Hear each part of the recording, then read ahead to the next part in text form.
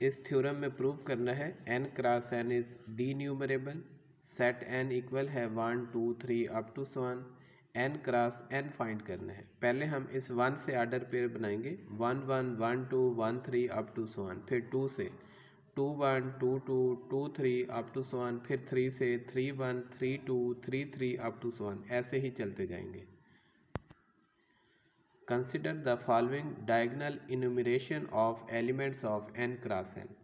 ये हम 1 1 से शुरू करेंगे, 1 1 1 2 2 1 3 1 2 2 1 3 1 4 2 3 3 2 4 1 अप टू सो ऑन, इस तरीके से हम चलते जाएंगे।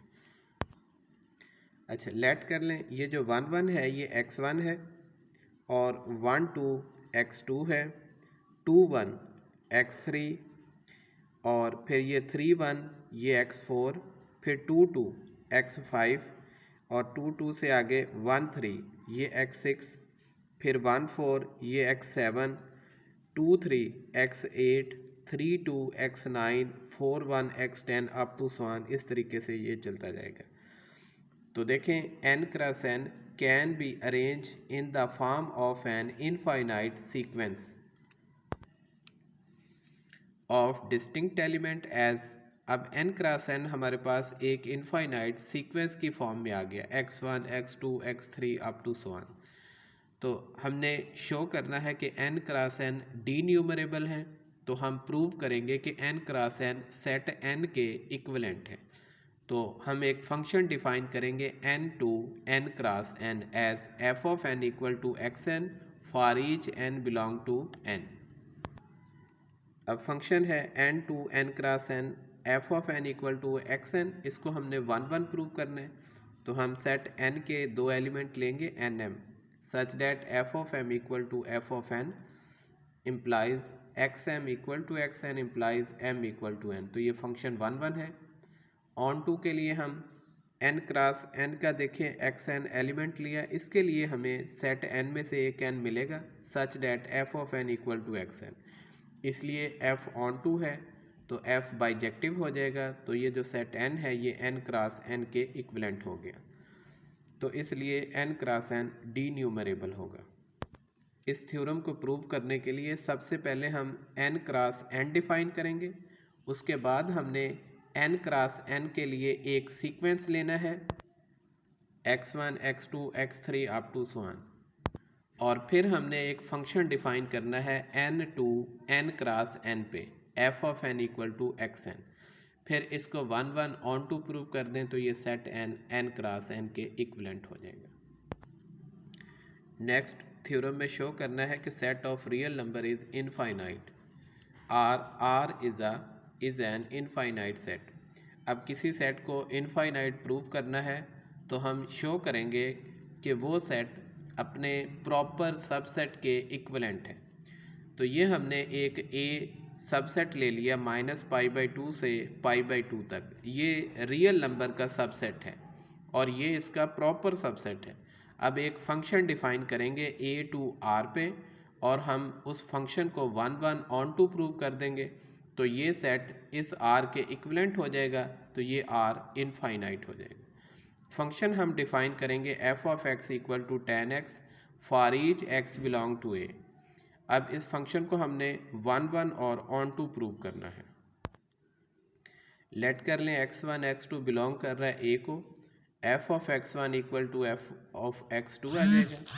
तो f ऑफ x है tan x, तो f ऑफ x1 आएगा tan x1 equal to tan x2, तो ये x1 इक्वल टू x2 आ गया, तो ये फंक्शन 1 1 हो गया।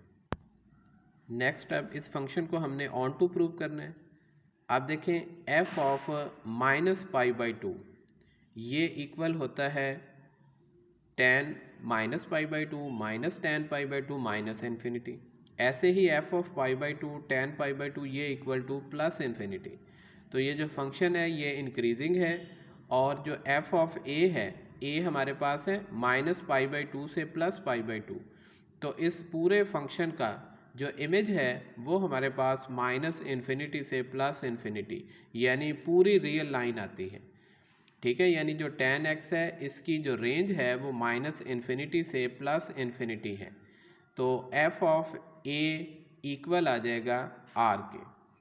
तो देखें पूरी की पूरी रियल लाइन ये सेट ए का इमेज है, इसलिए ये फंक्शन ऑन टू कहलाएगा। यानी हर रियल नंबर के ऊपर आपको सेट ए का ऐसा नंबर मिल जाएगा जिसके लिए F of X equal to tan X के इक्वल होगा। तो इसलिए एफ ऑन टू है, ये बाइजेक्टिव भी है। तो जो हमने सेट ए लिया था वो रियल नंबर के इक्विवेलेंट हो गया। इससे प्रूव हो गया कि R is an infinite set, क्योंकि ये सेट ए आर का प्रॉपर सबसेट था। इस थ्योरम को प्रूव करने के लिए सबसे पहले हमने सेट आर का एक प्रॉपर सबसेट लेना है, फिर हमने उस सेट से आर के ऊपर एक फंक्शन डिफाइन किया tan x, फिर हमने इसे 1 1 और ऑन टू प्रूव किया, तो फिर सेट ए आर के इक्विवेलेंट हो गया, तो प्रूव हो गया आर इनफाइनाइट सेट है। इस थ्योरम में प्रूव करना है every D numerable set is infinite but converse is not true in general. यानी हर डी न्यूमरेबल सेट इनफाइनाइट होता है, लेकिन हर इनफाइनाइट सेट का डी न्यूमरेबल होना ज़रूरी नहीं है। तो लेट कर लें ए एक डी न्यूमरेबल सेट है, तो ए को हम infinite sequence of distinct term की फॉर्म में लिख सकते हैं। तो सेट ए इक्वल आएगा A1 A2 A3 up to so on। Set B को लेट कर लें A2 A3 A4, यानी A1 को हमने छोड़ दिया, A2 से स्टार्ट कर लिया, ये सेट बी बन गया। अब देखें ये जो सेट बी है वो सेट ए का प्रॉपर सबसेट है। हमने सेट ए को इनफाइनाइट प्रूव करना है, तो हम एक मैपिंग डिफाइन करेंगे ए से बी पे और उसे 1 1 ऑन टू प्रूव कर देंगे।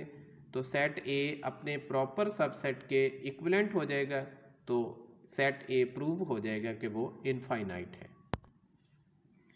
ये हमने एक फंक्शन डिफाइन किया है A to B F of A N equal to A N plus 1 for each A N belong to A. ये देखें ये सेट ए के एलिमेंट है, ये बी के एलिमेंट है।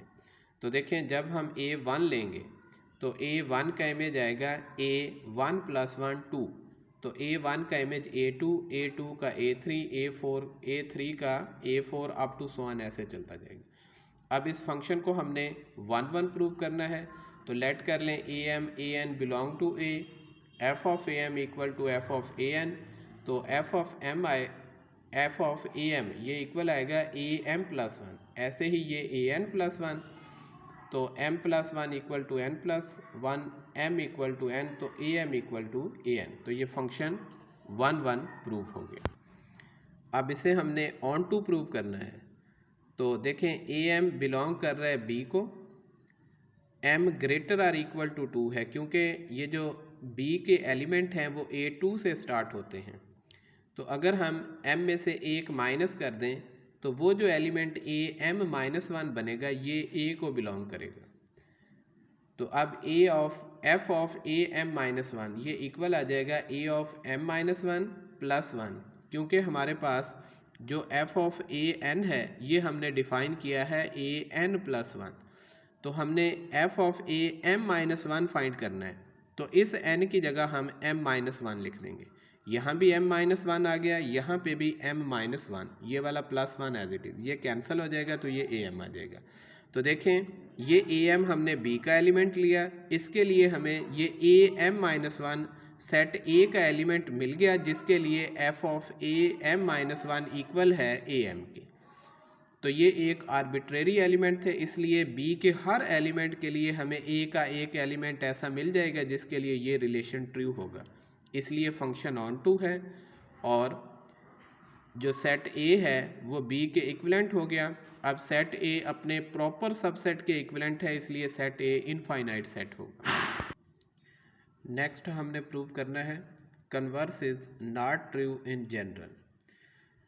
लेट कर लें ये a हमारे पास ये क्लोज्ड इंटरवल है 0 1, और ये ओपन इंटरवल 0 1 इसका प्रॉपर सबसेट है, और ये जो क्लोज्ड इंटरवल 0 1 है ये इक्विवेलेंट होता है ओपन इंटरवल 0 1 के। तो इसलिए ये प्रूव हो गया कि ये जो क्लोज्ड इंटरवल 0 1 है ये एक इनफाइनाइट सेट है। अब हमने शो करना है कि ये जो सेट है क्लोज्ड इंटरवल 0 1 यानी सेट ए, ये डी न्यूमरेबल नहीं है। ये इनफाइनाइट तो है, लेकिन हमने शो करना है कि ये डी न्यूमरेबल नहीं है। We proved that it is not denumerable. Let कर लें, सपोज कर लें कि ए डी न्यूमरेबल है। अगर ए डी न्यूमरेबल है तो इसको हम infinite sequence of distinct element की फॉर्म में लिख सकते हैं। तो लेट कर लें सेट ए इक्वल है A1 A2 up to so on.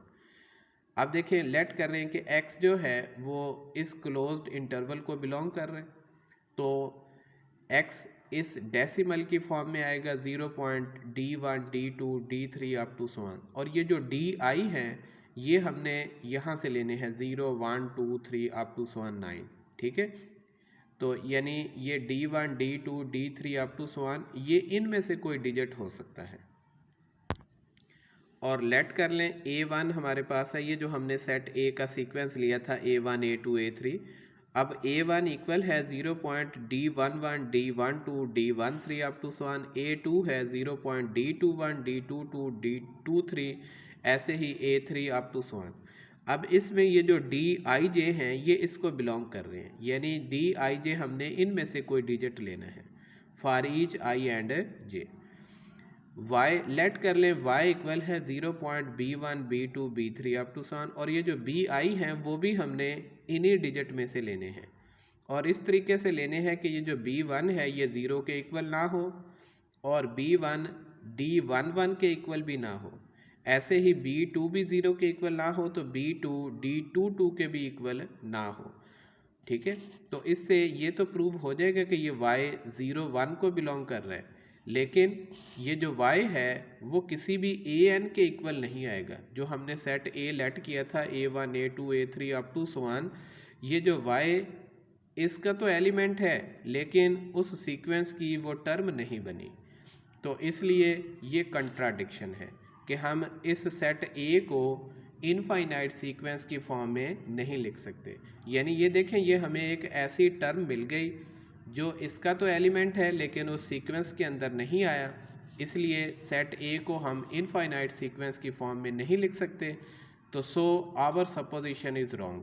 हमने सपोज किया था कि A डी न्यूमरेबल है, वो रॉन्ग हो गई, तो फिर सही क्या होगी कि A जो है नॉट डी न्यूमरेबल। तो प्रूव हो गया कि इनफाइनाइट सेट का डी न्यूमरेबल होना ज़रूरी नहीं है।